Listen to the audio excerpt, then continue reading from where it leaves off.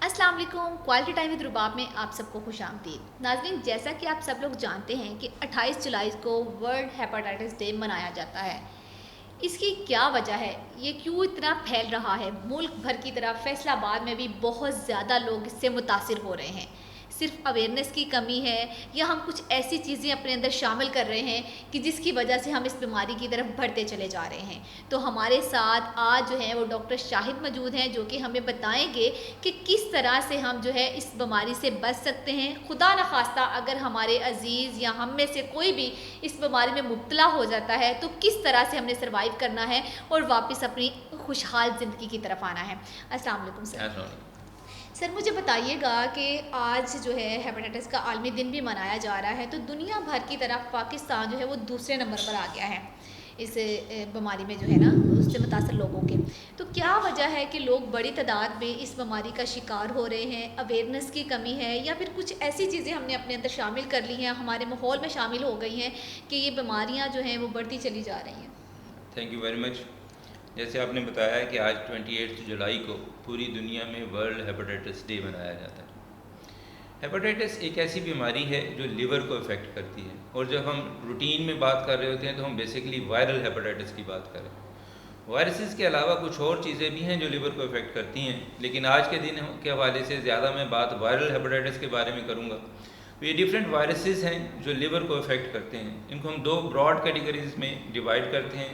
एक hepatitis A और ई है और दूसरा हेपेटाइटिस बी और सी है।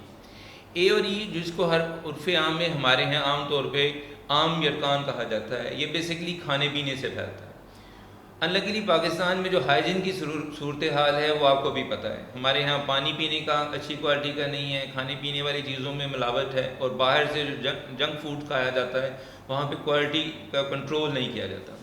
तो यहाँ से हेपेटाइटिस ए और ई के वायरसेस फैलते हैं, और फिर जब ये वायरस किसी को लगता है तो पेशेंट को स्टार्ट में वॉमिटिंग होती है, उसकी आंखें पीली हो जाती हैं, फीवर होता है। Most of the time hepatitis A और ई जो है ये सेल्फ लिमिटिंग डिजीज़ हैं। इन्होंने कुछ हफ्तों के अंदर खुद ब खुद ठीक हो जाना होता है, और इसके लिए कोई स्पेसिफिक ट्रीटमेंट की ज़रूरत नहीं होती। और बहुत एक थोड़ा फ्रैक्शन ऑफ पेशेंट्स हैं जिनको हॉस्पिटलाइज करने की ज़रूरत होती है या उनको ट्रीटमेंट की ज़रूरत होती है। अब आते हैं हम दूसरे हेपेटाइटिस बी और सी की तरफ। ये ज़्यादा ख़तरनाक वायरसेस हैं, और हमारे यहाँ इसको काला यरकान कहा जाता है। जी बिल्कुल। काला यरकान से ही सर बात करते हैं कि पेशेंट जो है ना मोस्टली हमारे इसी से रिलेटेड आते हैं, और जब वो हॉस्पिटल्स तक पहुंचते हैं तो तब तक बहुत देर हो जाती है, उनको अंदरूनी मसले मसाइल जो हैं वो बहुत ज़्यादा होते हैं। तो इसमें आप समझते हैं कि हमारे पास अवेयरनेस की कमी है या फिर टाइम शॉर्टेज कि कौन सी चीज़ आजकल के दौर में, क्योंकि आपके पास इससे रिलेटेड पेशेंट आते हैं, तो क्या आपने देखा है कि ज़्यादा किस वजह से लोग जो हैं वो इससे दूर हो रहे हैं या टाइम से नहीं पहुंच पा रहे? आपने बिल्कुल ठीक कहा है। असल वजह तो अवेयरनेस है। सेकंड नंबर पे हमारे सोशो इकनॉमिक हालात हैं। हेपेटाइटिस बी और सी की जो मैं बात कर रहा था, अनलकीली शुरू में कई साल तक ये वायरसेस ऐसे हैं जिनके कोई ख़ास सिम्टम्स नहीं होते, इसलिए लोगों को पता ही नहीं चलता कि वो हेपेटाइटिस का शिकार है। तो अगर आप मुझसे पूछेंगे कि किस बंदे को अपना टेस्ट करना चाहिए, तो हर बंदे को अपना टेस्ट करना चाहिए, क्योंकि ये ज़रूरी नहीं है कि आपको कुछ सिम्टम्स होंगे। सिम्टम्स कई साल बाद स्टार्ट होते हैं, और स्टार्ट में जो सिम्टम्स होते हैं वो जनरलाइज सिम्टम होते हैं। भूख की कमी हो रही है, कुछ कमज़ोरी महसूस हो रही है, टांगों में दर्द हो रही है, मैदे में कुछ डिस्टर्बेंस हो रही है। लेकिन हमारे पास मोस्टली पेशेंट्स उस वक्त आते हैं जब डिजीज़ एडवांस हो चुकी होती है, और जब एडवांस हो जाती है उस वक्त इसकी कम्प्लिकेशन स्टार्ट हो जाती हैं, जिसमें आपने सुना होगा खून की उल्टियाँ आ रही हैं, या पेट में पानी पड़ गया है, या बेहोशी के दौरे पड़ने शुरू हो गए हैं, या लिवर का कैंसर हो गया है। और इस कंडीशन में पहुंचने में वायरस को 10 से 12 साल लगते हैं। इस तरह इसका मतलब ये हुआ कि अगर कोई पेशेंट इस पोजीशन में मेरे पास आ रहा है तो ऑलरेडी 10-12 साल वो निगलेक्ट हुआ है, चाहे उसने खुद को निगलेक्ट किया है, या उसके डॉक्टर्स ने निगलेक्ट किया है, या इस माशरे ने निगलेक्ट किया।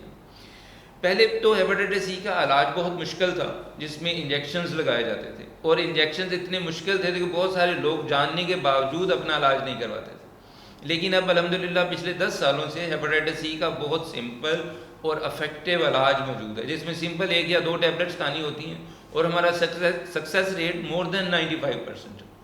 तो बेसिकली तो इस डे को मनाने का मकसद ये है कि हमने अपने सारे लोगों को पाकिस्तान, जैसे आपने फैसलाबाद की बात की, पाकिस्तान की बात की, पहले नंबर पे तो हमने अवेयरनेस देनी है कि इससे बचा कैसे जाए। ए और ई की मैंने आपको बचने की सूरत हाल बताई, और बी और सी जो है ये बेसिकली ट्रांसफ़र होता है पारेंटल तरीके से। मतलब आपको कोई सिरेंज पॉल्यूटेड लगी है, आपके इंस्ट्रूमेंट ठीक नहीं थे, हमारे यहाँ खवातीन नाक कान में सुराख कराती हैं, वो इंस्ट्रूमेंट ठीक नहीं थे, दांतों का आपने देखा है फैसलाबाद घंटाघर के पास बैठे इलाज हो रहे हैं, तो इंस्ट्रूमेंट्स प्रॉपरली स्टेरलाइज नहीं है। तो अगर आप बचना चाहते हैं तो आपने इन सारी चीज़ों से बचना है, और फिर आप अपना टेस्ट करवाएं और जितना जल्दी हो सके आप अपना इलाज करा लें, क्योंकि अगर आप टाइम पे इलाज करा लेंगे तो वो जो ख़तरनाक कॉम्प्लिकेशन जिनकी मैंने बात की है, पेट में पानी आना, खून की उल्टी आना, आप उससे बच सकते हैं। तो आज के दिन का मेरा पैगाम ये होगा कि पहले नंबर पे प्रिवेंशन, अपने खाने पीने का ख्याल रखें, हाइजीन का ख्याल रखें। हेपेटाइटिस बी की बहुत अच्छी वैक्सीन अवेलेबल है, हर बंदे को वैक्सीन लगवानी चाहिए, टेस्ट करवाना चाहिए और वैक्सीन लगवानी चाहिए। अनलकीली हेपेटाइटिस सी की कोई वैक्सीन अवेलेबल नहीं है, लेकिन अगर आप टाइम पे इलाज कर लेते हैं, इलाज टेस्ट करवा के इलाज करवा लेते हैं, तो आप 100% ठीक हो जाएंगे।